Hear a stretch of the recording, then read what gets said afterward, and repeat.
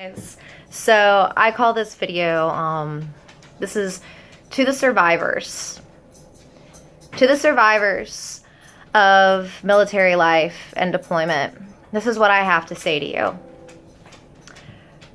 For those men and women that had to deploy and see things that you never thought you'd see in a lifetime, you are stronger than you know. You are so strong to have endured the challenges overseas. And sometimes it may feel like you've never left or that you wish you were back over there.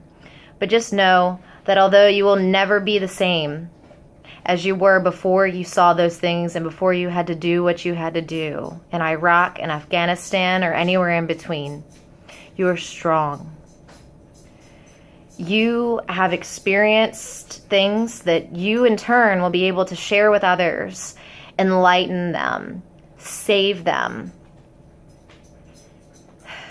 You might not agree with the things that you had to do or for the agenda that you're working towards. But the thing is you did a job like anyone else, a job that many would not want to do or step up and claim. A job that some people may make you feel bad about doing. There's plenty of people that'll sit and complain about, oh, the soldiers this, oh, the soldiers that, oh, we don't support what they stood for or what this war is about. Well, you know what? Then just go away. Just go away. Because you know what? It doesn't matter if the war is fought for oil or for resources or for whatever purpose it was, whether it really was to protect our country. Who really knows at this point? But what's important to know is that you stood up and you fought. You fought for your life. You fought for the lives of people that you will never meet. But you did it.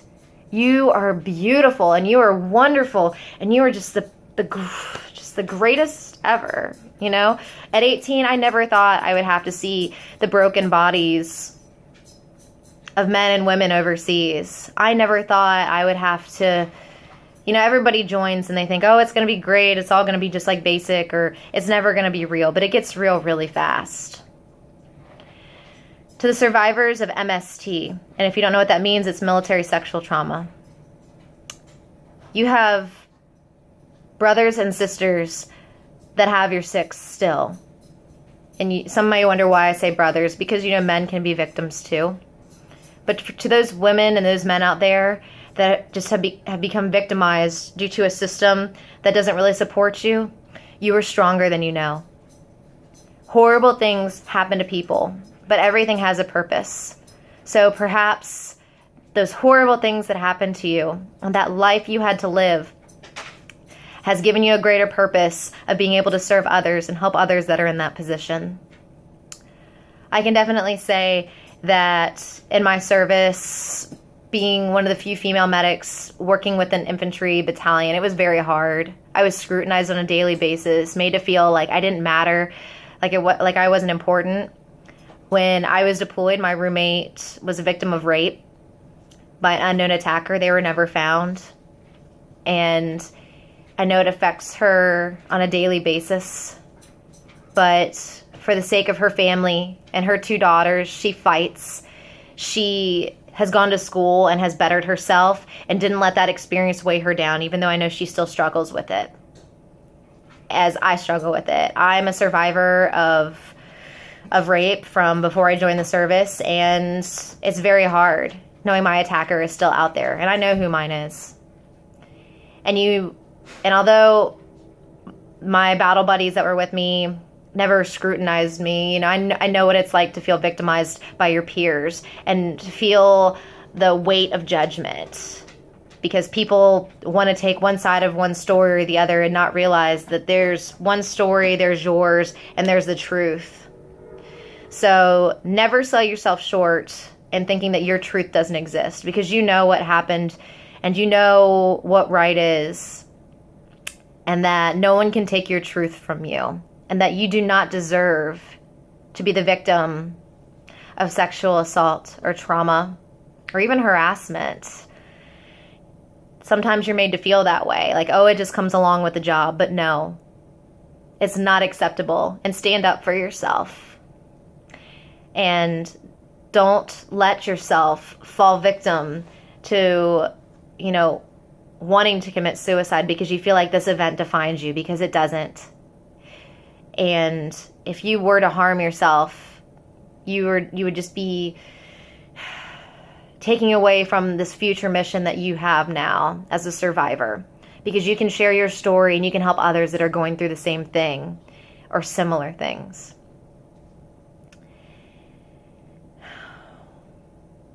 To the veterans that have come back, that are struggling now, to the ones that can't find a job or that have found a job and they just hate it because no one understands you.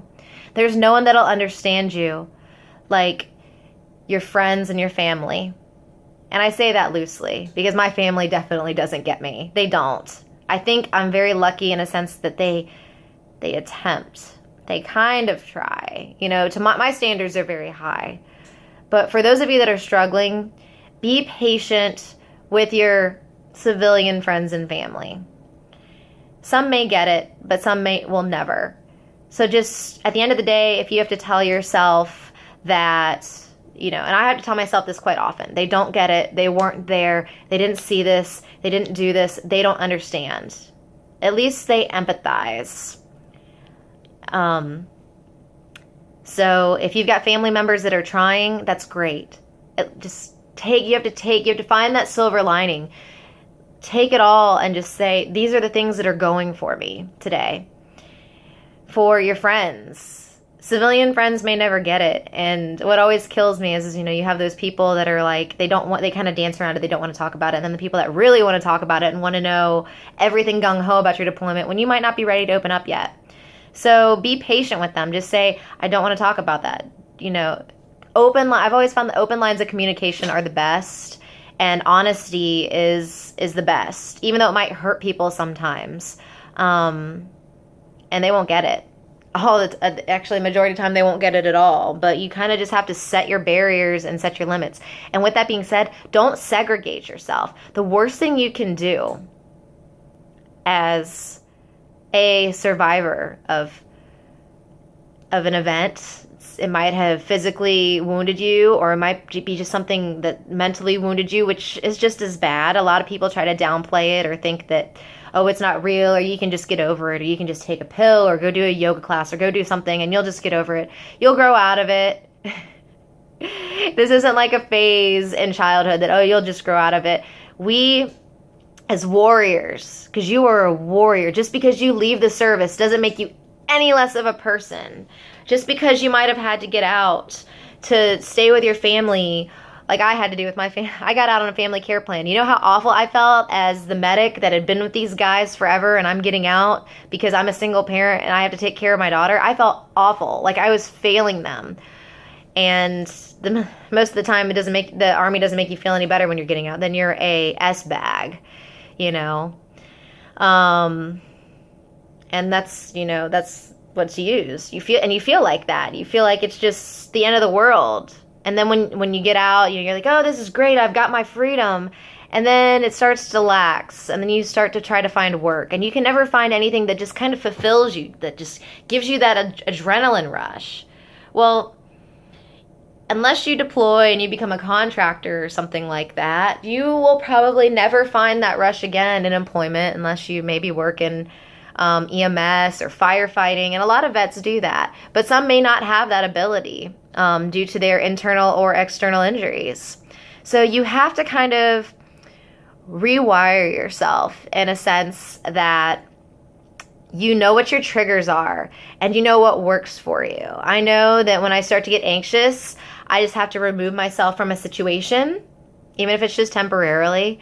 And I have to kind of just pace and just have my little freak out moment, and then I'm okay. Unless it's severe, and then I probably have to go to the hospital and get sedated, which is no fun for anyone, but it happens. I mean, around 4th of July is the worst, because the flashbacks and the nightmares and the sights and the sounds, and for everyone, they might not have that reaction, but there's different levels of strength and weakness, and we exhibit that on a daily basis. Some days are worse than others, but you just have to learn to cope. You have to know, okay, well, guess I can't be around the fireworks this year, or I guess I'm going to need my earmuffs for this year. And don't let other veterans put you down. Don't let even active duty service members put you down because they haven't been out yet. They don't know what it's like.